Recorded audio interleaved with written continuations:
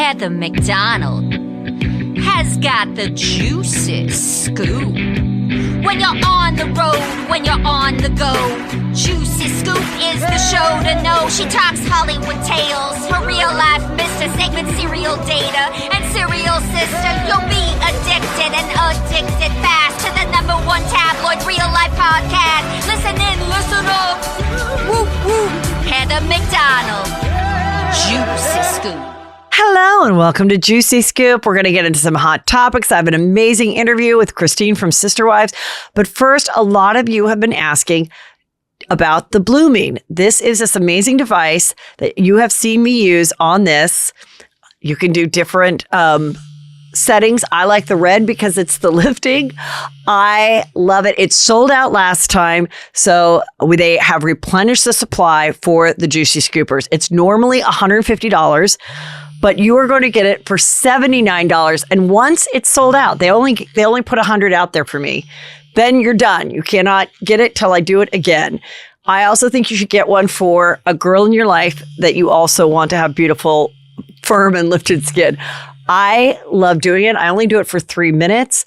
It really works. It really lifts. It feels great. And it's small. It's easy to pack. And I love to do my jawline. I'm just doing the one side so you can really see the difference of what it does with lifting and smoothing out the skin. And you just go, the link is right there below. You want to get it. Like I said, it's sold out. You guys begged for it. It's normally $150. It's only $79 when you go to blumene.com/juicy scoop, but the link is right there. So get it right now. Okay, now let's get into some news on. Now we know the cause of death for Matthew Perry. And unfortunately, it was ketamine, enough to put someone asleep for general surgery. So people use this. You hear Special K. People use a little of it, I guess, to party. But it's also used in medical procedures. And he was having this therapy done. But it had almost been a whole week since he had it. So they know that it wasn't from that therapy since they found it in his system. They know that he must have taken it shortly before he got into the jacuzzi because it only lasts in your system 3 to 4 hours. But he had 3,540 ng/mLs. I don't know what that means, but for general anesthesia, when you use this ketamine for that, it's between 1,000 and 6,000. And he had over 3,500. So it was an enormous amount. And so what these doctors are speculating is that he must have taken it, gotten in the jacuzzi, and it just gets to the point where you really relax or become unconscious. And so he must have become unconscious and then slipped under the water and drowned. But anybody that's using it for fun or recreational purposes would know not to go swimming or do something like that. So it's really sad, really unfortunate, but I'm glad that we have some answers. Hopefully this be a warning to anybody that is messing with this stuff. And certainly not to go into a jacuzzi or a pool or a bathtub by yourself whenever you're on this. And just so sad he was able to start some foundations for addiction before he passed. But my God, all the money in the world, millions and millions of dollars. The most popular show in the last 30 years he was a star of Friends. They were getting $1 million an episode. It's just so sad. So, let's hope that people take better care of themselves in the 2024. When I think about my dream vacation, it's always on a beach. That's when I think about when I'm like, I need to get away. But also, I love Ouai products because they make my hair feel fabulous. I love their hair oil. It makes my hair glossy and shiny and gets rid of the frizz. I love their detox shampoo because I use a lot of products in my hair, and I love giving Ouai gifts to my sister and my friends because their hair has never felt better. So go to theouai.com for 15% off site-wide when you enter promo code JUICY. That's THEOUAI.com for 15% off with code JUICY. Amanda Bynes, she started a podcast. She had one episode and she has announced, I am taking a break from my podcast. I'm putting it on pause. There's probably more to it, or maybe not. She's like, we're just not able to get the guests I thought we were going to get. We aren't able to get Jack Harlow or Drake or Post Malone. And therefore, since I can't secure those interviews after I've only had my podcast for 1 week, I'm out. I'm quitting. And maybe I'll be back, maybe I won't. But like, unless Drake comes on my podcast or Post Malone, like, why am I even bothering? So, listen, I wish her well. I hope she becomes creative and, stays on a good path. But as someone that has been doing this for 8.5 years, there's something quite satisfying about somebody who realizes how hard it is and then just decides to quit after one episode. So, you know what? It's not that easy, people. Awful video footage came out over the weekend. I'm not exactly sure when this fight went down. It was pretty recent. It was Kim and Kroy. We now know one of their kids called the police and said, it looked like my dad might have been hitting my mom. When the police came, she was in her Range Rover. She said, I just came back from a hair appointment and he's freaking out. So I'm staying in my car. One of the kids called the police and he was just like yelling about his life, how he has nothing. No one listens to him. She's sleeping with other guys. She's gambled away their money. They have no house, no job, no nothing. And the comments were like, well, what's your job? And then other comments were like, why is she still have a Range Rover and getting her hair done if they have no money?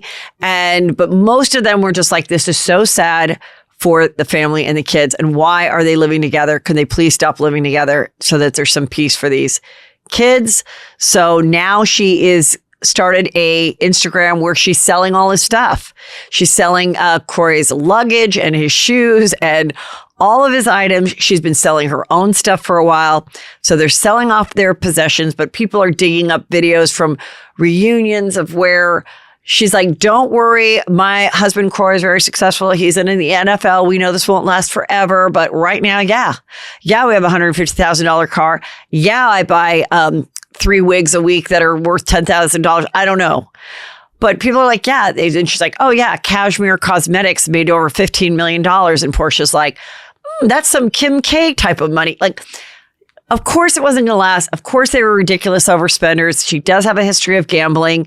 It wasn't that he didn't have a job. His job was managing the household and the family. And they did so many paid sponsored Instagram ads and things like that, which are not willy-nilly. They take a lot of effort. They take time to secure. They take time to film. So it's not like they were like doing nothing, but they were obviously living way beyond their means. And but he did just post like a little thing. Thank you for all your support, because a lot of people are like feeling for him at this point. Like, did she ruin his life? And also, they never his parents were not at the wedding, and he has, as much as we know as the public, he has been estranged from his parents since he and Kim got together. So it'll be interesting to see if he makes up with his parents at all. Bad Bunny and Kendall Jenner broke up. I don't really care. Taylor Swift, it was her birthday and her dad was there at the Chiefs game. And she had a cute little like Santa Chiefs hat on, and it was her birthday, and he was cutting up her cake and giving it to other people in the the box next to them. And you guys, it's happening. It is all happening. I am, since the beginning, I am sticking with it. I am convinced that these two are going to get married and probably have kids and maybe stay together forever. Hopefully, if they get married, they will. But this is a significant relationship. It will go down in history as one of her long-term relationships, hopefully her last. But that is my prediction. Good for her. Oh my God, you guys. Real Ultimate Girls Trip, Legacy Edition, St. Bart's, 3 episodes out on Peacock. I smiled for 3 hours watching this on Sunday. I posted about it. I tagged all the girls. I talked to Luann on the phone. I was like, Luann, it's so good. It's so funny. I really listen to me, Bravo, because I have great ideas. And I want to say, I still am going to say, there is strong evidence that this whole idea for a show came from me. Because when I first started doing my live Juicy Scoops, when nobody else was doing live podcasts, really, in the Bravo realm, I did one in New York at the City Winery, and I had Dorinda, and she was my live guest. And I was like, who would you want to be on an island with, and why? And I did it from her cast, but then I started doing it with other housewives from different casts, and they would justify it. Well, Ramona would get the hot guys, and this one would know how to cook. And then the Ultimate Girls Trip came about. I'm just saying, it's a great idea. I also think it would be fun to do more of a Survivor episode as well. But for right now, I think we love to see the girls looking glamorous. I think we love to see a beautiful place. It's St. Bart's. It's gorgeous. They have great dresses. They have bright colored earrings. It's fun to watch. On it, it's Ramona, Sonia, Luann, and Dorinda. And then they brought back Kelly Bessimone, who was most famous for eating her jelly beans on Scary Island, and which Bethany said, go to sleep. They brought her back. She's a realtor now, still looking gorgeous. And Kristen Takeman, who's also a model and a mom who lives here in Calabasas, who has been on Juicy Scoop. So I think this is a perfect cast. I love watching it. And Dorinda is there, and she's looking beautiful, and she's funny, and she's saying all her great one-liners. And she's like, you know what, Kristen? You were fired. I was put on pause. And there is a difference. And if you know what? Pigeons don't fly with eagles. Guess who the eagle is? I'm the eagle. And they're like, wait, what is this? She's like, yes, just stop it. Just stop. Then they bring hot guys over, and we're just like, these guys are a little young. Is there anybody that's a professional waiter on this island over 40? I mean, come on. I mean, do we need babysitters? Is there, and oh my gosh, it's just like, it is so funny. You have to watch it. It's so good. They get into some juicy stuff. Of course, they're asking Kristen Takeman about her very long marriage, but 8 years ago, which was right when they didn't ask her back to be on the show, Ashley Madison came out, which is a dating website. There's even been, I think, a documentary about it where it was like, life is short, have an affair. It's for married people that want to have affairs with other married people. They don't want to leave their spouse. So everyone kind of knows the rules. We're not going to fall in love. And listen, one time when I was at Chelsea lately, I went on it because we were like doing a topic on it. And I put in my zip code, and I did not put any photo of me. And I did like a fake name, and it came back. So many men were ready to meet me. And all I did was put my real age, which at the time was like, 40 or something. And that was it. Like, no one knew what I looked like, anything. And they're like, let's meet. And so I was like, oh my God. So of course I jumped off of it. But basically that is what Kristen is saying, is that her husband and his friends, that's what she said on my show, went on it as a joke. But when the girls start bringing up articles from the past, it's like there were 75 different exchanges with her husband's profile and other women. But she says, whatever that was, they never met in person. He called himself the Mr. Big of New York City. And they keep bringing it up. And she's like, yeah, it was a problem. We went to therapy over it. That was 8.5 years ago. We're still married. None of you are. And a couple of the other women brought that up too. They were like, congrats to you staying married. Congrats to you working out an issue like this, whether it was an indiscretion or, stage one of cheating. I don't know, but you did it. But as they all toast and cheer, and she thinks she got out scot-free, they bring it up again at the dinner. And they're like, yeah, but you shouldn't be okay with it. Like Kelly Bessimone is like, you shouldn't be okay with it. She's like, I wasn't okay with it. I'm good with my marriage now, 8 years later. No, I wasn't happy with it when it happened 8 years ago. Like, she handled herself really, really well. And the fact that all the women are divorced, Ramona alludes to having a boyfriend and her whole face lights up. Ramona's being pretty nice right now. Besides being really hungry once and letting the staff know that she was starving, pretty good so far and pretty fun and pretty nice. Kelly Bessimone, by the third episode, is starting to show Scary Island, Kelly, in which Dorinda watches it. It is, I'm just telling you guys, it is so fun. And it just like, especially if it's like cold where you are and then you snuggle in your bed on an afternoon and you watch a few of these episodes, highly recommend. And I think they should do these with like the OGs of OC, the OGs of New Jersey, the OGs of Atlanta. Like, that's the OGs of Beverly Hills. I like that these people have history, and I like that we're only focusing on their city and not all these other cities. So that's my suggestion. Meanwhile, Brandi Glanville is not happy. She is tweeting things saying like, because we don't know if we're ever going to see her episode of Ultimate Girls Trip where she allegedly kissed and groped Caroline Manzo, and also where she's being accused by some waiter that she grabbed his shirt and sexually harassed him. She is like, no, I hate being the scapegoat. Stop it. These producers, when we were in Morocco, which is the one we may never see with Caroline, they're encouraging us to drink and all this stuff.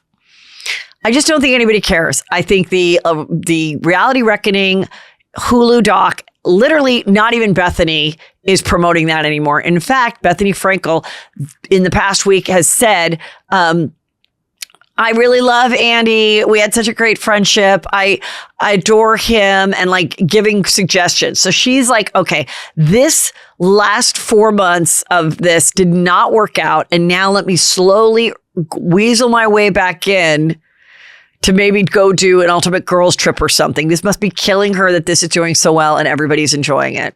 That's my opinion.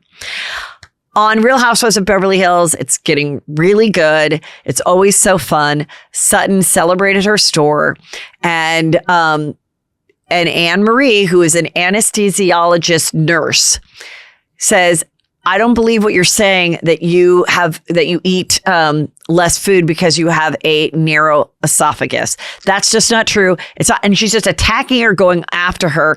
And Sutton is like, am I at a doctor's appointment right now? Do you need my health insurance card? I have a PPO. I don't mean to brag. I'm like, what is this? And everyone's like, So a lot of people didn't like the new girl, Anne Marie, for that. And Tiffany Moon, who is an anesthesiologist, an actual doctor of it, went to her Instagram and said, no, what Sutton is saying is true. What Anne Marie is saying as a nurse is not cool. She's weaponizing her medical education or, experience in the wrong way on a reality show when you don't know it. And yes, what Sutton was saying is true. Some people do have a narrowing of the esophagus, and you can go in and expand it. And then Eric Jane is like, well, that explains it. Why she's single. Girl can't give a proper blowjob. Too small of an esophagus. Guess what? Guess I have a big one. It's expensive to be me. I've got the circumference of an esophagus that only men would dream about. That's right. Come see me on Bet It on Blonde. Last show this weekend, baby. And then Dorit came over and was accusing Crystal of talking about Sutton, because Sutton's like, I don't like that you guys talked about that I drink too much, because it might affect my $300,000 of tax-free spousal support and child support that I get a month. And without that, I am a struggling single mother just trying to get this Beverly Hills, West Hollywood store off the ground. So don't get it so people think I'm not a good parent, because I don't drink. I don't drink that much. I had my first cocktail while that nurse was telling me that my esophagus narrowing is a lie. And I don't like that.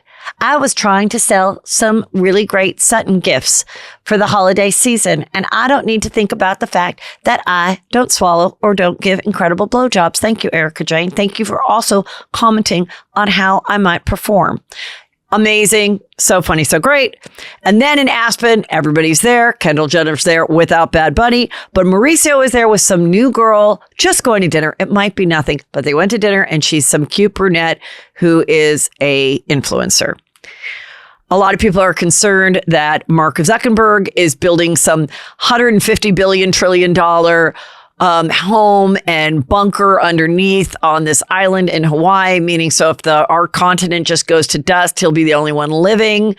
So either make friends with him or make friends with Lauren Sanchez, who's marrying Jeff Bezos, because she's got a bunch of hot friends that she took on the yacht. to celebrate her pre-birthday. And that's someone you want to be friends with when the world ends. Absolutely. So call me Lauren. All right, you guys, everybody go to heathermcdonald.net. That is where you join my Patreon, and I'll be dropping good stuff all throughout the end of the year, as always. Also, my merch is there if you want to get any of my great sayings, hats, cups, Juicy Scoop slides. All of it is there at heathermcdonald.net. And now for my interview with Christine from Sister Wives, wife number 3, no more. And she's now a newlywed. So juicy, so good. I am so excited. You guys have known how much I've wanted to talk to this reality star, this woman, this mom, this newlywed. It is Christine from Sister Wives. Fresh off, we just all saw the 4th episode of the one-on-ones. I'm so excited to talk to you, Christine. Welcome.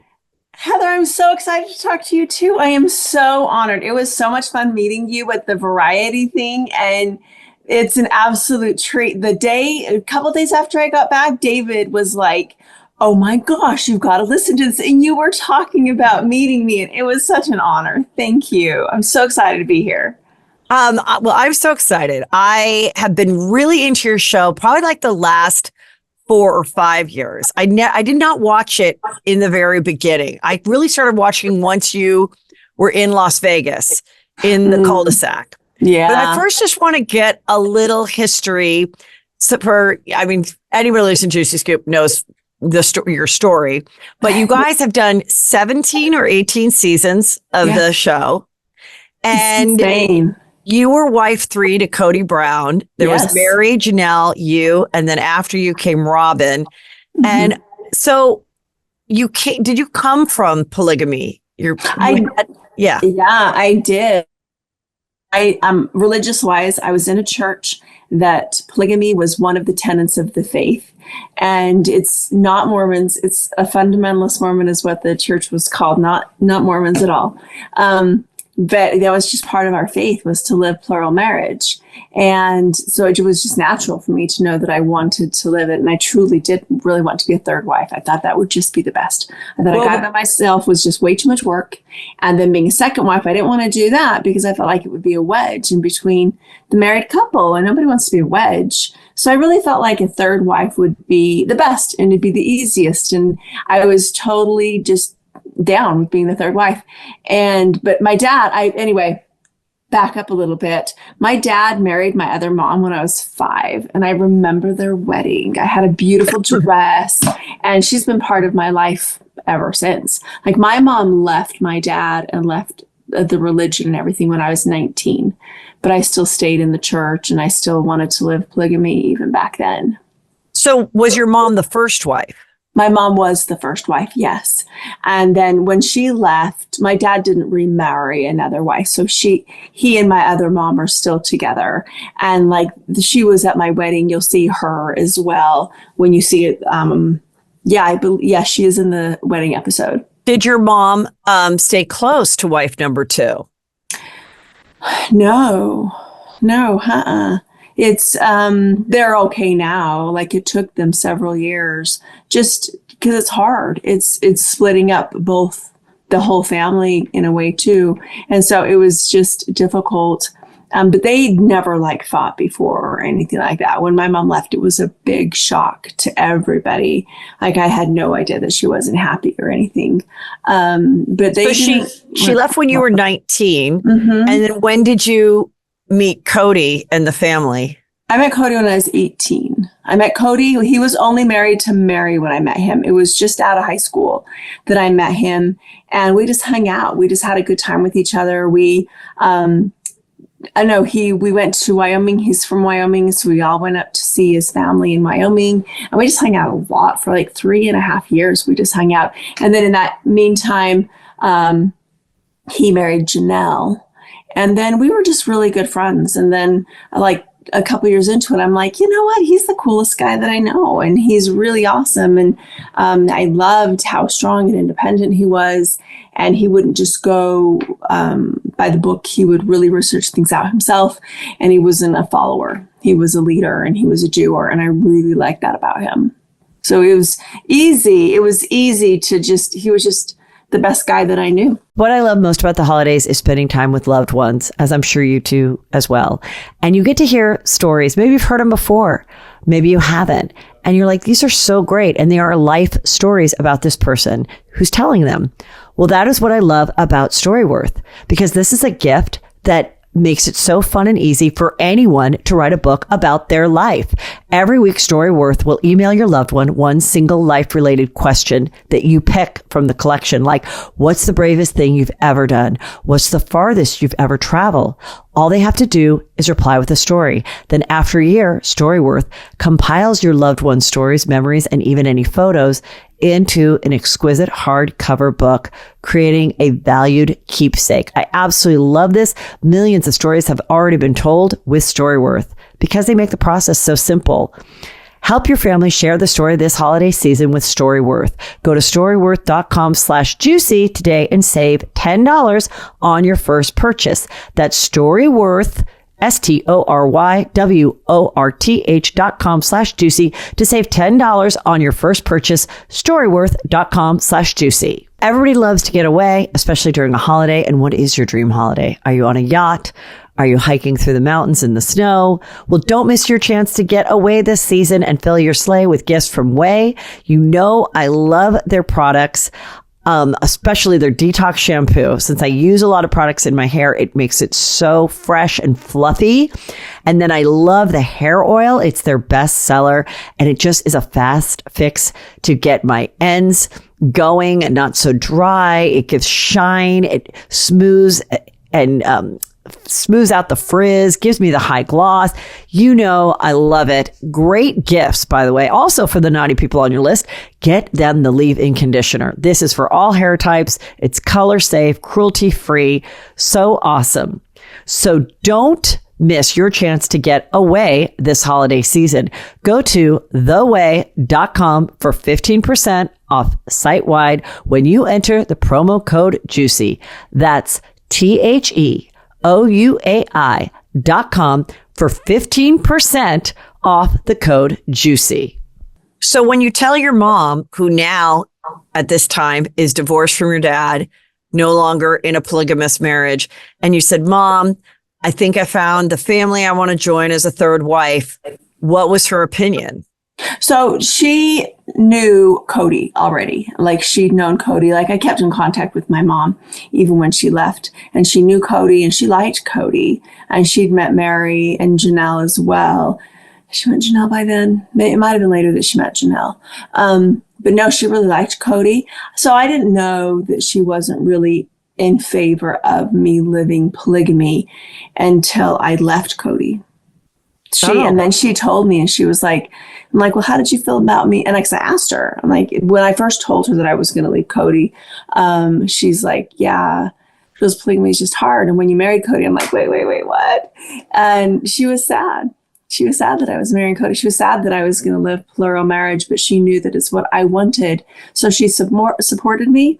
And I never knew that she felt differently. She was just a little bit heartbroken that I was going to live plural marriage because it was so hard on her. It was just hard on her. And she was sad. And she really felt like it wasn't a lifestyle that honored women and respected women enough. And so for her, she thought that that I wouldn't thrive in it because I was already just strong and independent at that point. I think it's totally fascinating. And I'm totally fascinated to have enjoyed and watched it for so many reasons and analyzed it and compared it to my own marriage of 23 years, which is a traditional marriage, and seen and joked about it in my stand-up of why you'd want a sister wife. And like, at a certain point, do you really care if he's over at somebody else's house? Like, you know, it's nice having your own bedroom and watching your own shows. And like, I got it. But I wonder, like, I have so many questions, but one is we see your wedding photo. Yeah. And he's wearing this white suit tuxedo. Did he wear that white tuxedo for any other weddings? No, that was a rental. Okay. It was a tuxedo rental. And whenever I look at that dress now, I'm like, oh my God, I don't even know. When David looks at that dress, he's like, wow, babe. I'm like, stop it. Don't talk to me. Yeah. Because I liked it then. Yeah. So last night in the episode, we see that he goes, well, my mistake. it's my fault that this marriage ended. Thinking he's finally going to take some responsibility of saying, like, I didn't honor her. She always had to be the happy, fun one and supportive, yet I could be an unsupportive asshole anytime I wanted. Like, I get it now. He says, well, it's my fault because I married a woman I didn't love. I know. Heather, we were just talking about this morning. David and I just barely said the exact same conversation that we are having right now. We're like, there we are waiting for this, like, epiphany. Yeah, finally. Taken care of my family better. I should have, spent more, because at the beginning, before Robin came along, I really felt like he was very equal with his time. I really felt like he was. And then Robin came along, and I think he finally found the love of his life. And he's like, anyway, whatever. But yeah, no, we were just talking about that. And like, why can't he just admit that he used to love me? I don't know. But I really feel like he used to love me. The thing is when I read the book, I found out in the book that he said he didn't love me at the beginning of our marriage. And that's when I was like, excuse me, what? And we had a lot of conversations after that, for sure. That was where where he described the nacho scene. Oh gosh. That you were eating nachos and he was extremely turned off by you eating the nachos. I know. I didn't know. And so you're reading that, like, what the hell? And now you're how many years into the television show? 14 years. Truly is 13. And I was pregnant with her. And I gave birth to her on episode 4. That still is one of my favorite episodes. I do have to say, we watch it on her birthday quite frequently. So when the show started, it started with you guys having Robin about to join. We never saw a season without Robin. Right. She, like episode 2, she's in episode 2, right at the very, very beginning.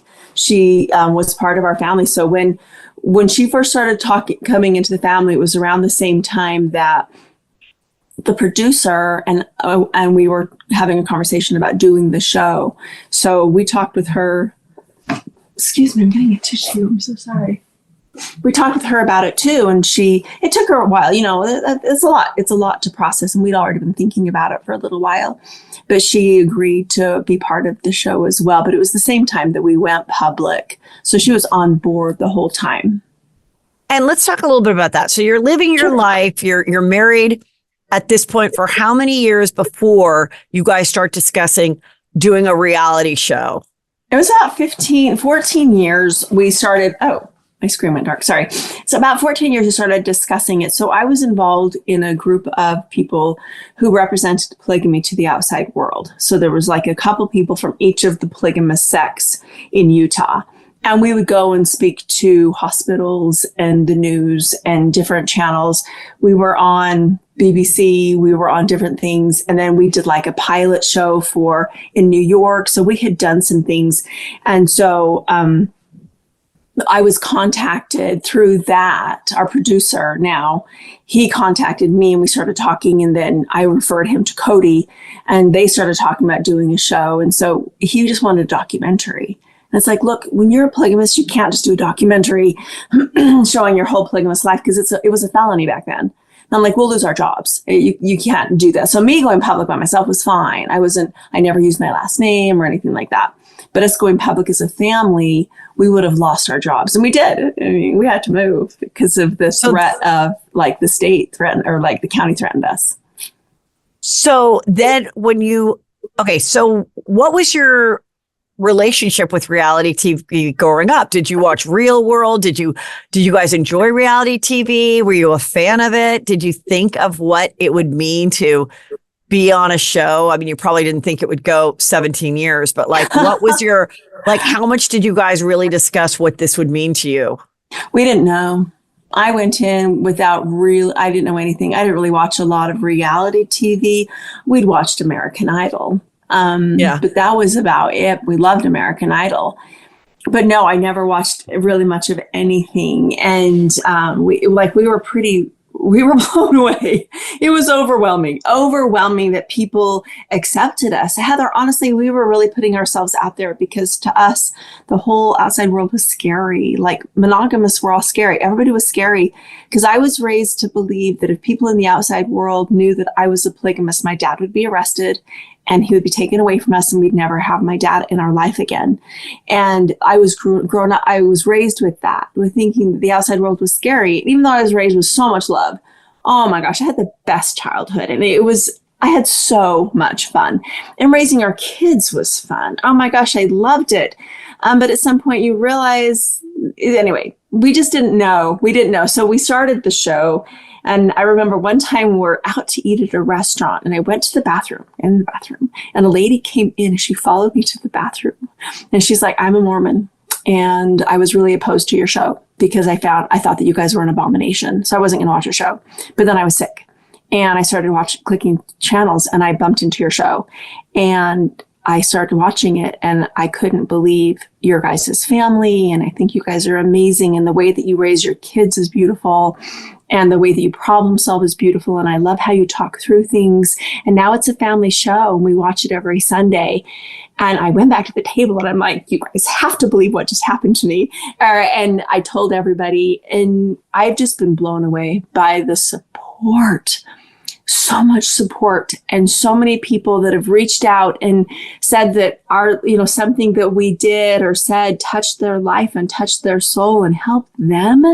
How overwhelming is that? I don't know if it's like any other reality TV show. I don't know. I just know my experience in it has been humbling because people are always like, what you said touched my soul. What you said inspired me. And it's been overwhelming completely. So the show starts, and how many seasons where are you before you moved to the Las Vegas cul-de-sac?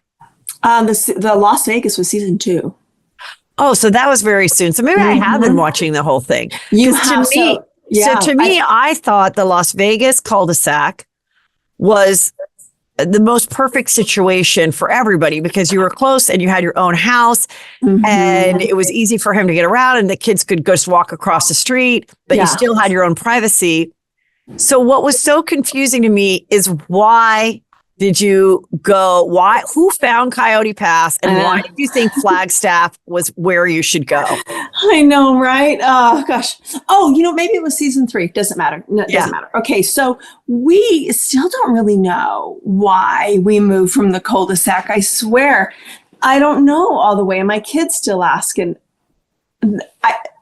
Aspen still, she's like, why in the world did you move? And I'm like, I don't even really know, to be completely honest. Kody, he started talking about how it was unsafe for our kids. I'm like, my kids, they thrive here. I don't know what you're talking about. But it was more like it was going to happen. And so being a team player, I'm just like, well, okay, I guess we're going to move. And then we went to Flagstaff. Kody and I we drove there and he's like, you got to see Flagstaff. It's amazing. And he and Janelle had been there before, I guess. And we went to the property at Coyote Pass and I'm like, yes, I felt like once I saw Coyote Pass, I felt like in the cul-de-sac, yes, it looked like it was perfect, but we were already really broken there. I felt like our lives were very separate in the cul-de-sac, even though we were right there. It was just very separate. Like I lived a very separate life with my children in Las Vegas. And I felt like Coyote Pass was going to be a restarting for us.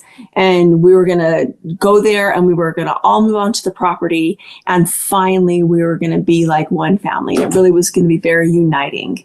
That's really what I thought Coyote Pass. So to me, it was a beautiful restart that our family really needed because I didn't think that Las Vegas, we just felt very broken and disjointed in Las Vegas. But guess what? It didn't really work like that when we moved to Flagstaff. Yeah, I mean, it got way worse because you didn't have houses to move on to. So now you're living in 3 different houses that aren't close together and you're becoming more and more separate. Yeah. And then when did you start to, one thing I was going to say about watching Sister Wives is I feel like you were in believing in the fundamentals of polygamy as a woman, it's like the ultimate lesson in selflessness. Yes. You are to be selfless. And you shouldn't be jealous. You shouldn't be jealous. You shouldn't think about yourself. It's ultimate selflessness.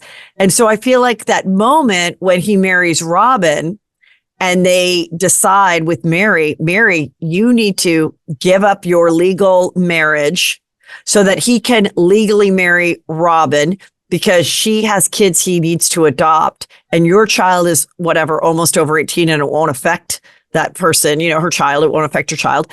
So I felt like when she did that as a sister wife, she was whether she meant to or not, as a viewer, that was the ultimate martyr move. Like, I'm now like, I grew up Catholic. So it was like nuns were, and I remember being a young girl being like, feeling guilty that I didn't want to be a nun because it was taught like the nuns are the most selfless, fabulous, And I was like, well, maybe after I get married and have kids and my husband dies, then I'll be a nun. Would that be good enough? Like that was just in my head. My parents weren't making me be a nun.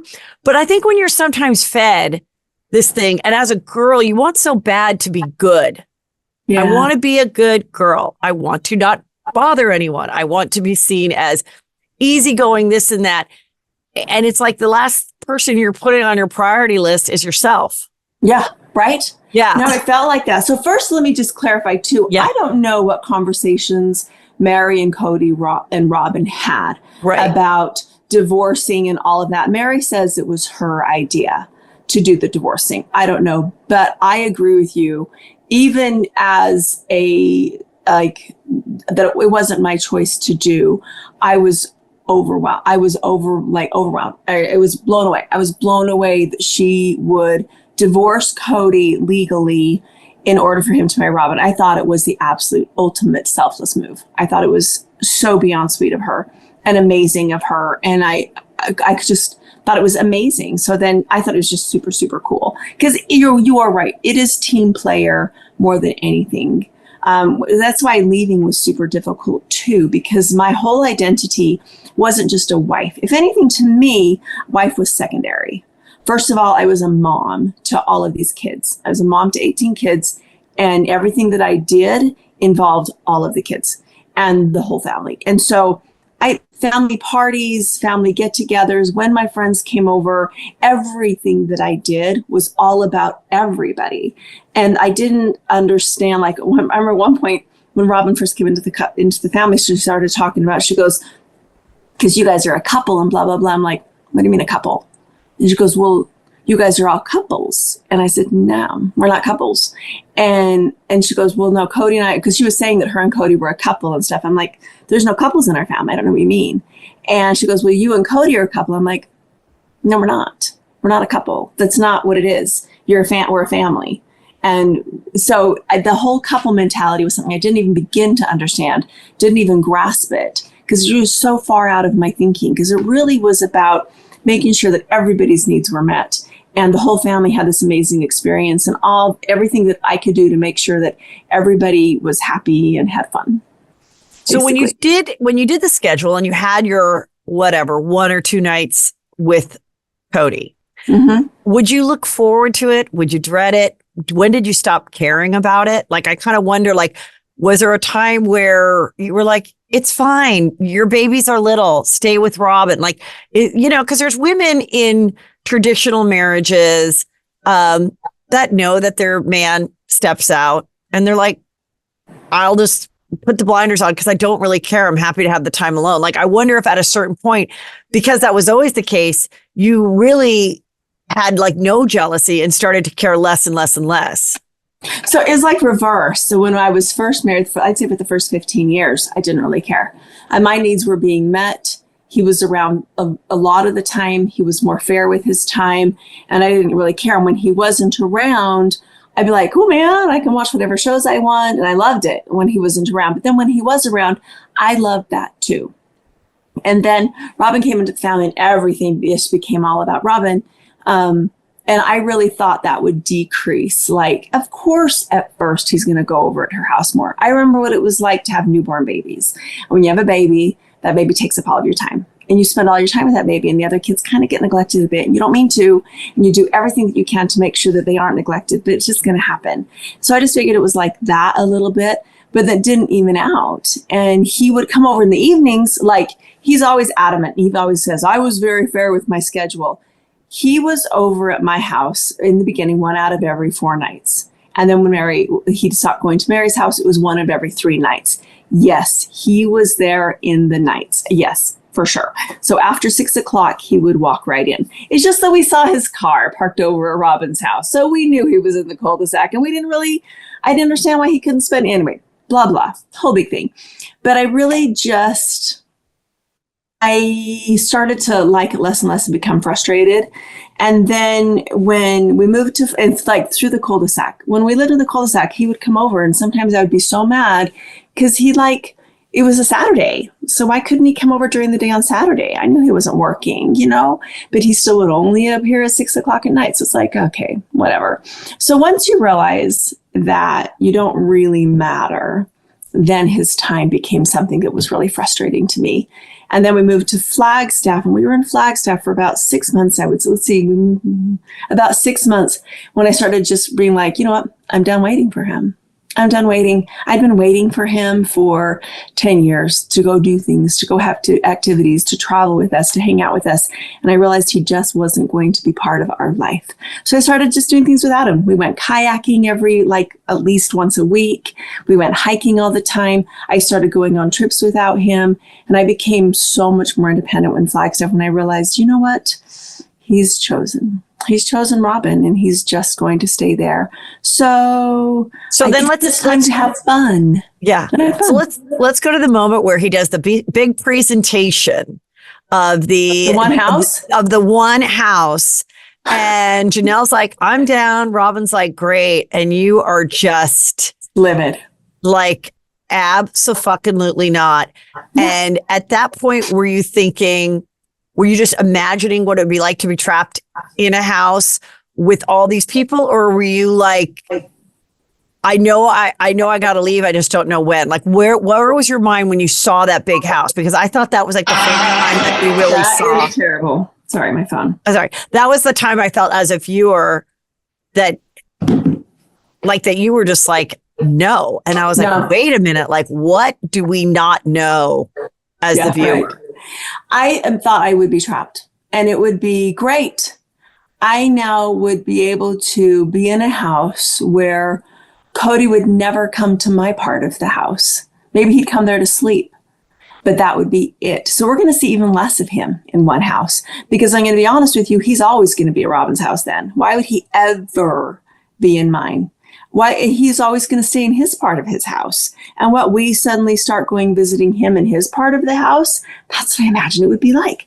And I'm like, my part of the house anything rather than just a little tiny place for him to stop over occasionally. I just knew it wouldn't be a good idea. And my kids afterwards were like, please don't do that. We don't live with you anymore, but please do not do that. And I'm like, no. Do not accept the large house. Do not accept the whole big one house. Because to them, when they lived in one house before, it was just crowded. There wasn't a lot of room. And Kody was around all the places all the time.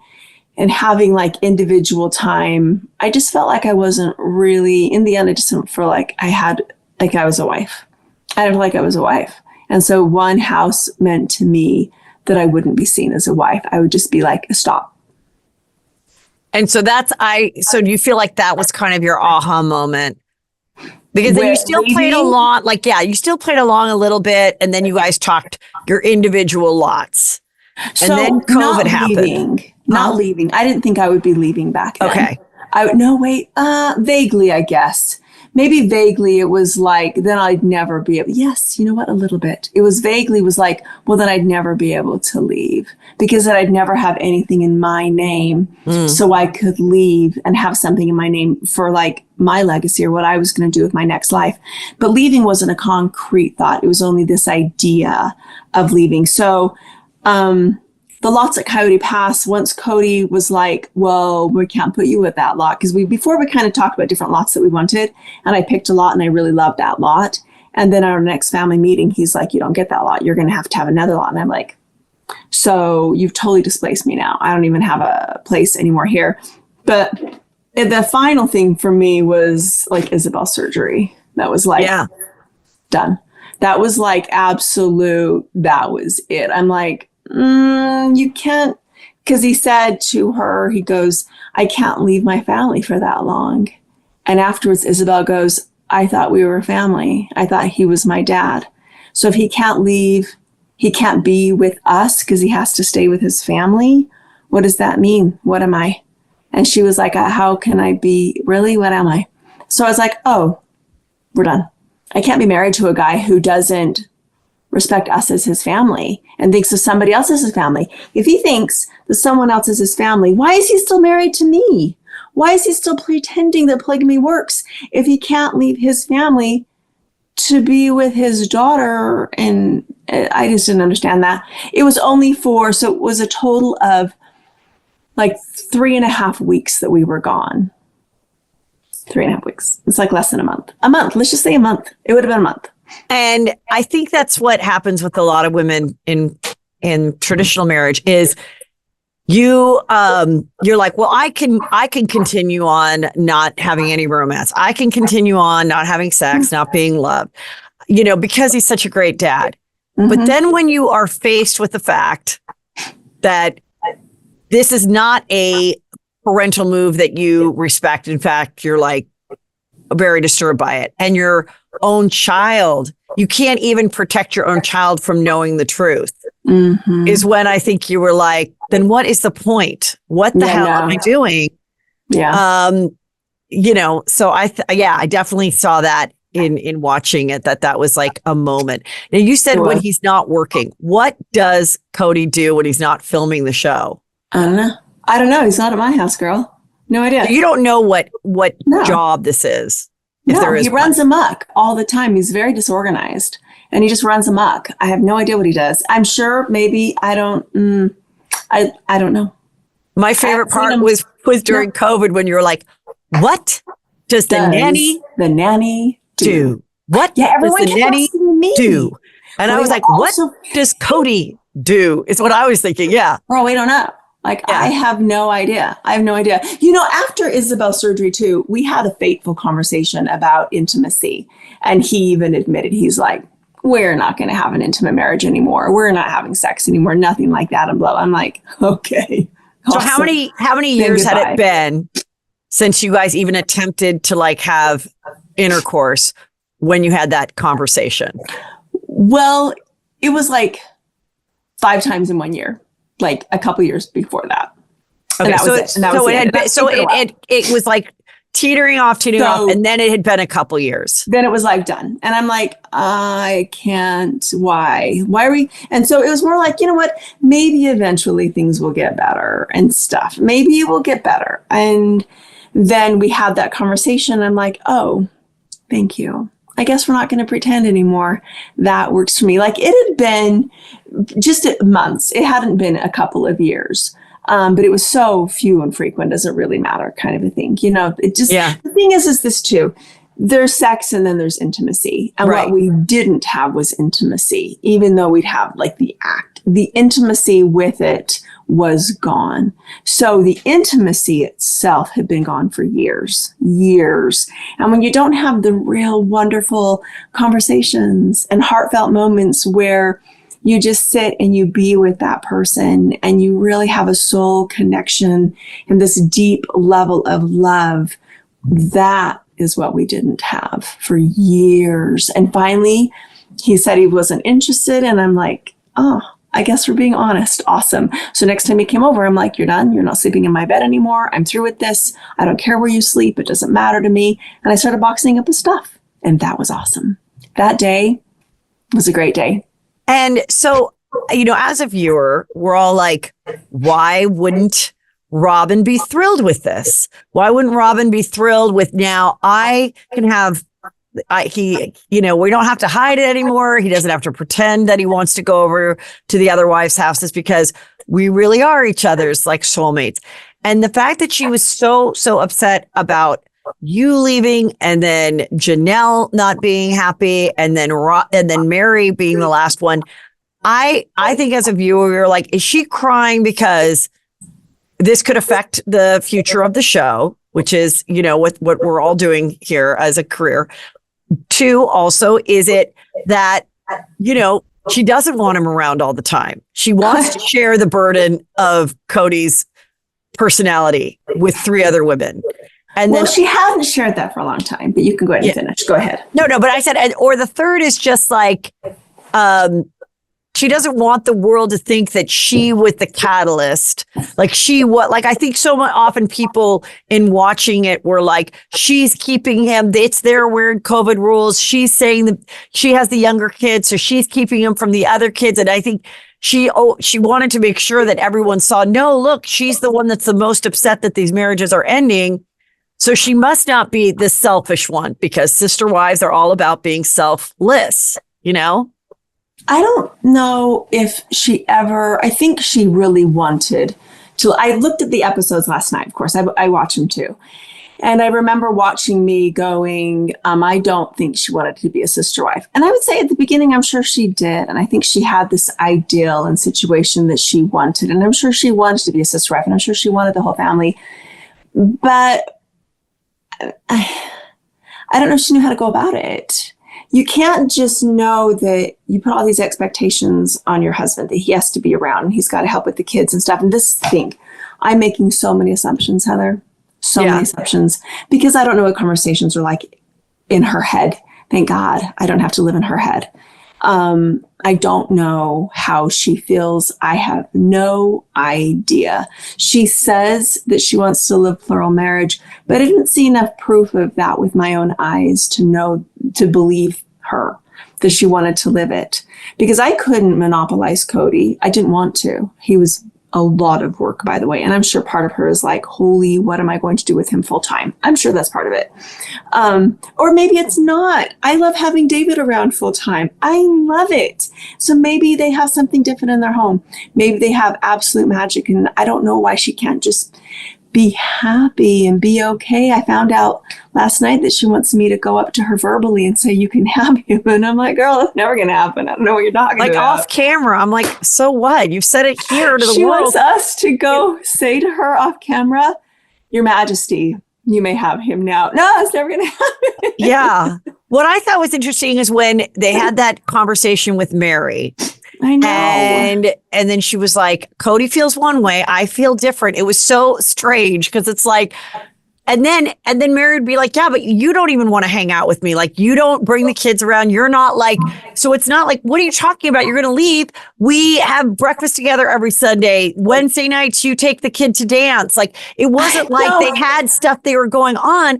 No. And then this was the part I thought was most interesting when he says to her, he's getting annoyed with Robin, and Kody goes, we made a commitment to each other where you said, where Robin said to Kody, let me know when you stop loving me. Now, as a woman who's been married for 23 years, and I certainly don't have a perfect marriage, but I certainly didn't enter the marriage saying, let me know when you're tired of this.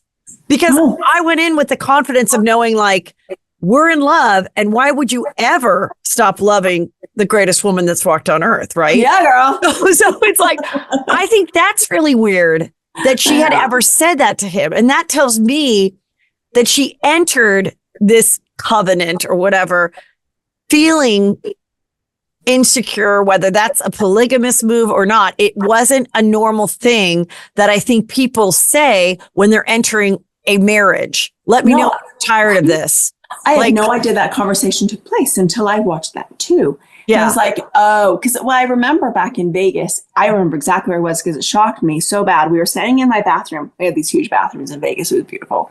He was standing in the closet and he goes, I want you to know, if you ever want to leave, I don't want it to be a fight. I don't want us to fight. I want you to be able to leave peacefully. And at that point, our marriage was pretty rocky. So I was furious. And I'm like, so we're not worth fighting for. You wouldn't want to be like, girl, we can make this work. Nothing like that. You would just be like, go, you can go ahead and leave. You can leave anytime.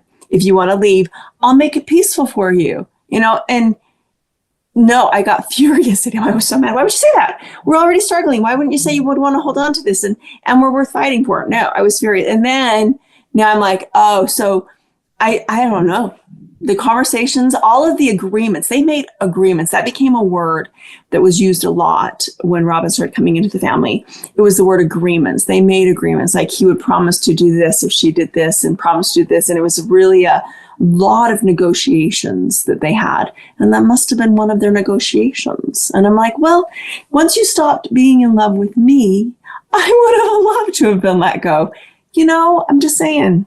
I know. You know, I'm I sure think Mary feels the same. I think that's so interesting I'm that sure Mary I feels the same. think that's so interesting that he said that, because you're Me right. too. If somebody's in a marriage where they say to the other person, hey, if you want to go, like, I'll be cool.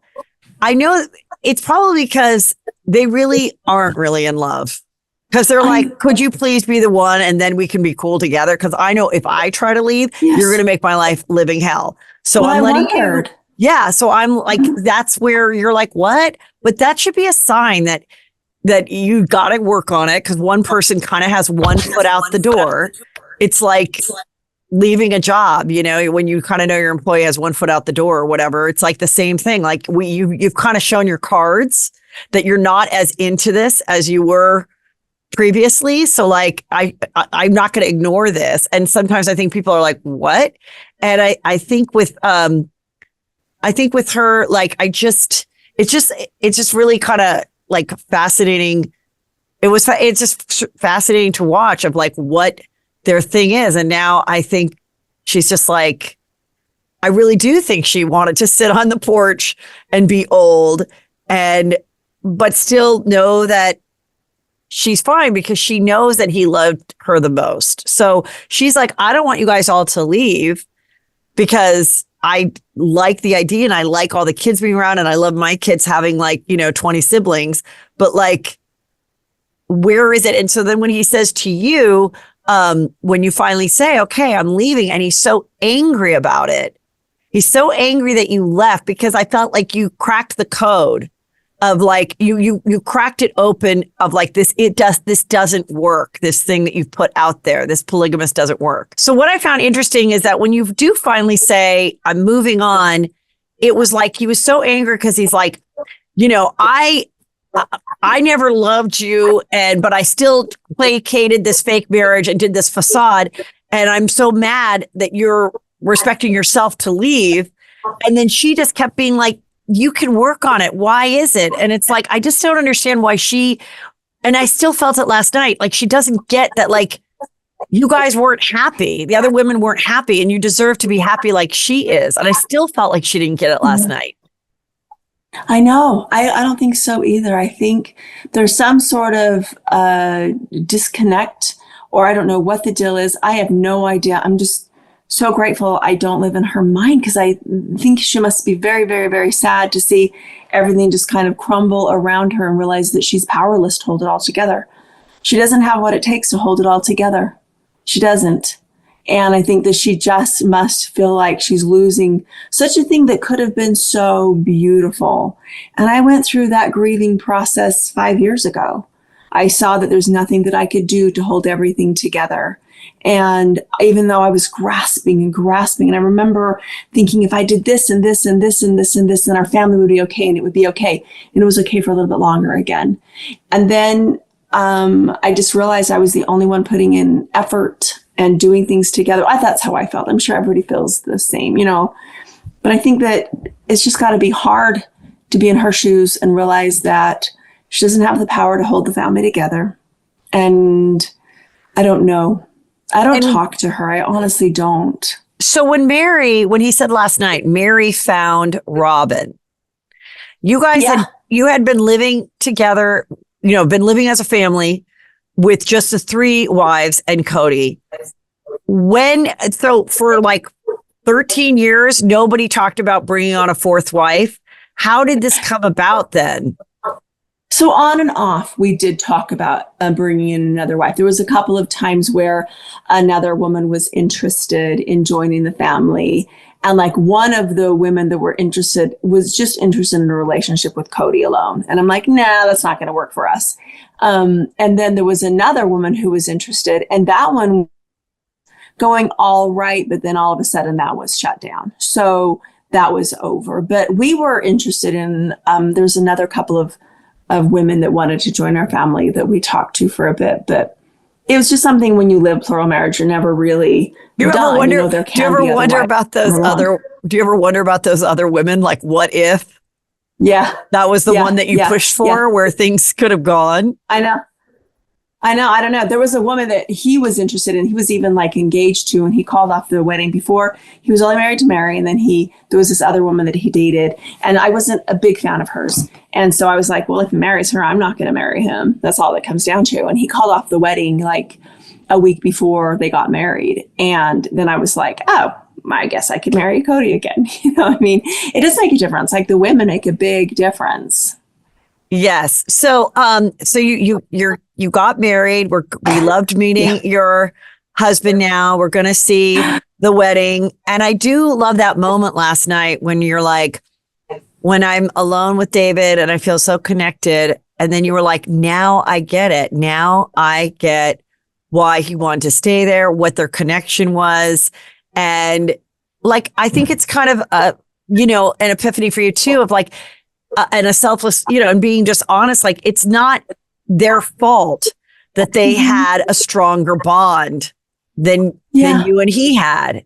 Like it's not. Yeah, I firmly. And so to fake it, but like let's not fake it anymore when you're only, you still have. We might live till we're 100. You still have a whole nother half of your life to live. I know. I just want to be happy, and I want them to be so happy. And once I had that realization moment, I was like,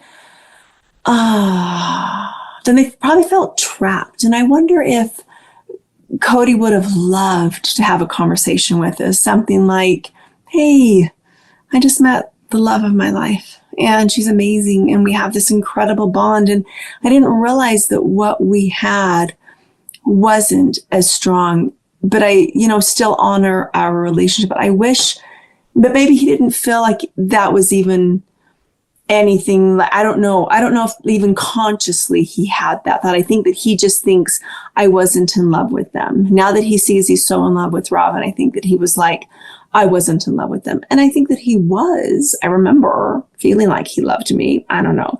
But Heather, I was standing in my kitchen and I realized I love David. I know it was such a crazy epiphany, and it's going to be one of my favorite epiphanies I ever had because I let go of any anger or frustration because it wasn't their fault. Love just happens. But when it happens, you want to embrace it and just go forward and move forward in happiness. And I want them to move forward with happiness too, and just go and live your life. But I think also how Kody treated you guys to get you to the place of leaving. A lot of men do that. A lot of men don't have the balls to say what they feel and break up. I saw something where this divorce attorney said she'd been an attorney for 30 years. She said only in 2 cases did a man file for divorce who didn't already have a woman lined up. But in like 80% of her cases where the woman filed, she had nobody lined up. She was just so sick of the husband. So I do feel like men sometimes, get to a point, whether it's conscious or not, to have the women sort of make the decision for them. So, we can be mad at Kody, but I think a lot of people can say, yeah, looking back at my own normal marriage, the husband treated me bad, or the boyfriend, or whatever, I think what I went through was normal. What I went through with just mine and Kody's marriage was normal. Totally relatable. It just was. I had to end it. He wasn't going to. For him, he would have just been like, here it is, and we're just going to keep on doing this, and that's all. I think it is 100% relatable. I hear that all the time. Like shopping at the store, you'd be surprised with how many women are like, my marriage was the exact same, and I didn't know. Like I had no idea that what I had isolated was such a normal marriage for a dysfunctional marriage. I didn't know until I left. And women started talking to me and resonating with it and being like, I left my husband too. And it's the exact same. I'm like, wait, what? And it was amazingly eye-opening. And it does help you not be angry. I know you have to go. And I loved meeting you. Same. Are you at all close to the University of Utah? Yeah. I'm right next to it. The University of Utah is probably 45 minutes away. Okay, well, my son has been accepted, and we are going to go look at it. And so maybe we can make a plan to either do another podcast or just get together and like have dinner. Maybe the husbands can meet.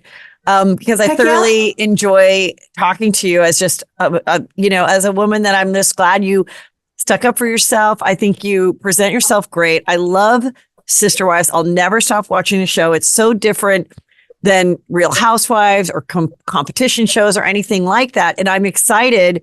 I hope the show continues on because I really want to see your journey in your own lives in maintaining your sister wife relationship, whether it gets better or worse or takes a whole nother direction.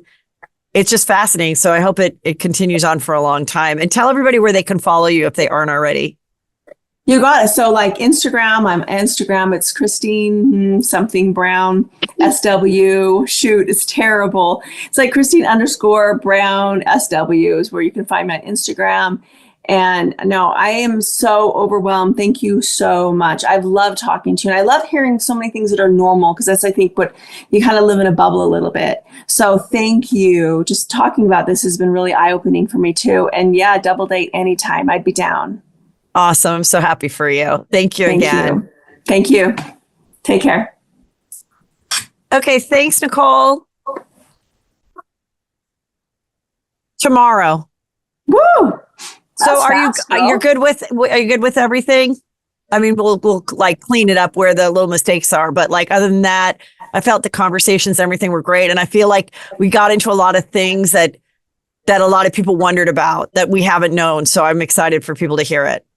Thank you for being so respectful. I thought you really were very respectful, and thank you so much. It was an absolute pleasure. Always. It was amazing. I'm a dream to work with. You are, and I would do a double date with you for sure. Awesome. Love to hear about things like this. Just great. Yeah. Thank you. Okay, thanks so much. Bye. Take care.